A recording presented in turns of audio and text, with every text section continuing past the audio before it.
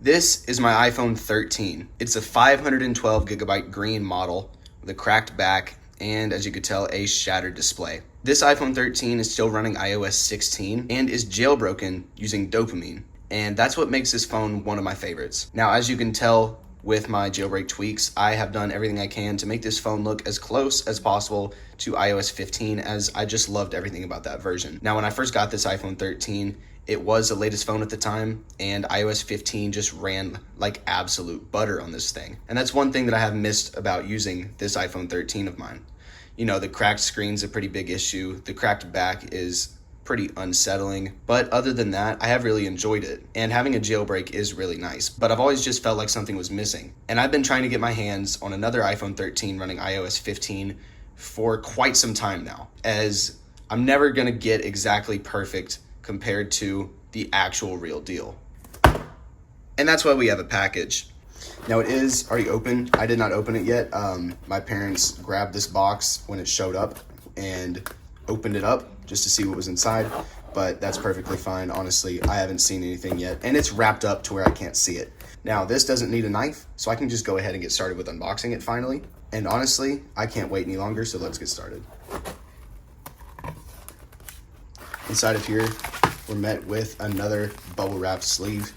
We'll go ahead and get rid of this priority mailbox. And I actually don't know where my knife is, so it looks like I'm gonna resort to ripping open this package.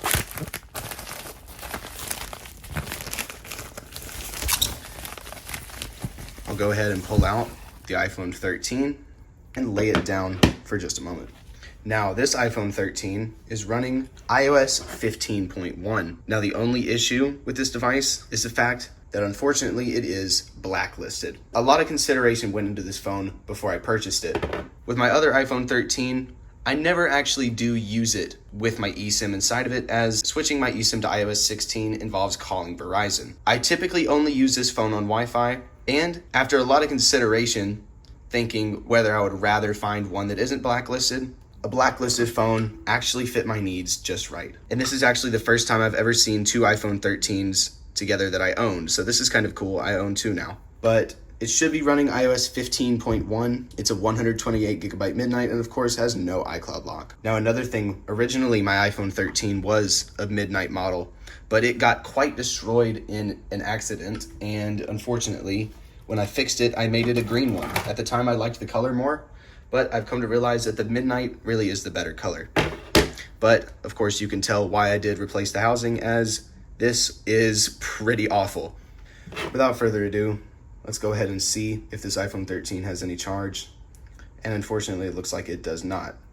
Now, the battery health is also 100%, as you can see right there next to BH. So I'm just gonna go ahead and put this on the charger and let you guys know as soon as it turns on.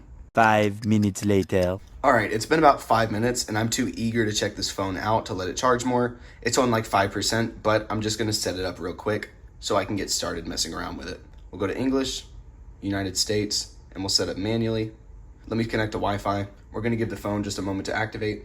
And since there is no iCloud lock, it should activate just fine with no issues. Blacklists do not interfere with activation. We'll go ahead and continue with data and privacy, and let me test out Face ID. Now, I haven't even finished the setup, and I've already been brought back quite a bit. Since this phone is still running iOS 15.1, it does not have the use Face ID with a mask feature. So when you set up Face ID, it always takes 2 scans of your face, which is something that was changed in iOS 15.4. So that was really surprising. It really hit me. Go ahead and wait for my passcode to set up. I'm not going to transfer anything, and I'm going to skip my Apple ID as the phone's about to die, and I don't want to risk it dying while just trying to get through the setup.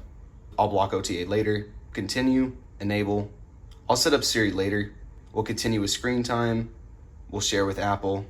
We'll share with app developers.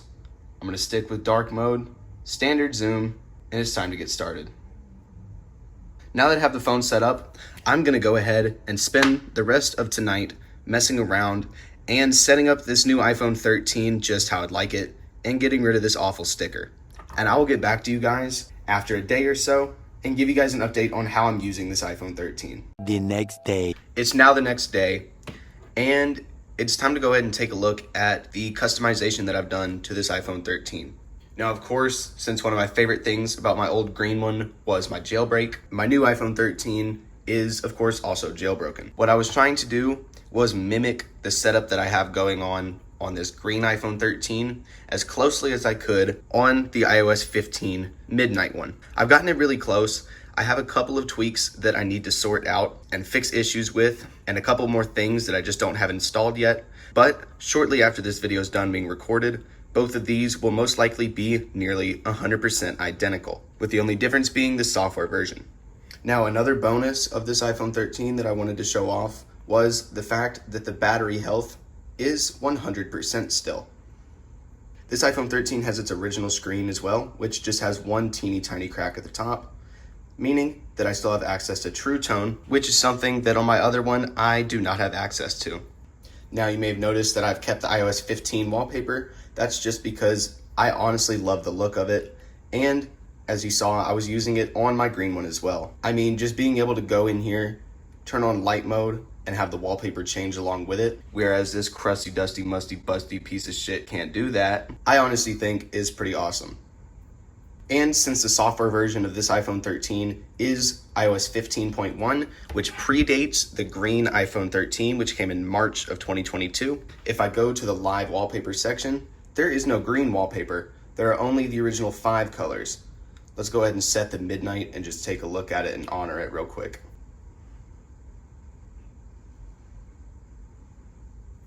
That is one gorgeous wallpaper. Now, of course, one caveat with this iPhone 13 is the fact that it is reported lost or stolen by AT&T. So this phone is blacklisted and I cannot activate service on it, but honestly, I never really used mobile service on my other iPhone 13, so I really don't mind that. Time to actually announce in the video the one thing I've gatekept this whole time, and that is the price that I paid for this iPhone 13. I paid $175. And honestly, I feel like it's the best deal I've ever gotten in my entire life. $175 for an iPhone 13, specifically to be running iOS 15, which is something I've wanted for over 2 years now, is just incredible to me. And now, I'm not sure if you've noticed, but neither of these iPhones are in a case. Now, I used to use my green iPhone 13 in a black Apple silicone case, which, after taking a look at it before recording this, makes a perfect match with the midnight iPhone 13 just as well as it does with the green one. Here's how it looks on the midnight phone, and here's how it looks with a green iPhone.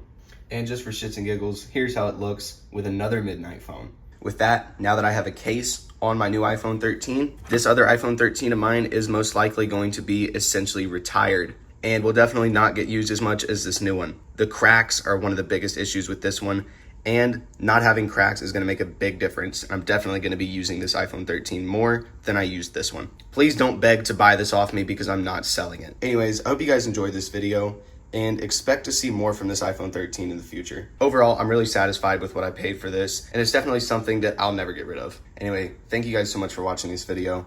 But I want to go ahead and thank you guys so much for 4,000 subscribers. This means the absolute world to me, and it's honestly surreal to know that this many people actually care about my content. So I really appreciate it. Thank you guys so much for 4,000. Guess it's time to head down the road to 5,000.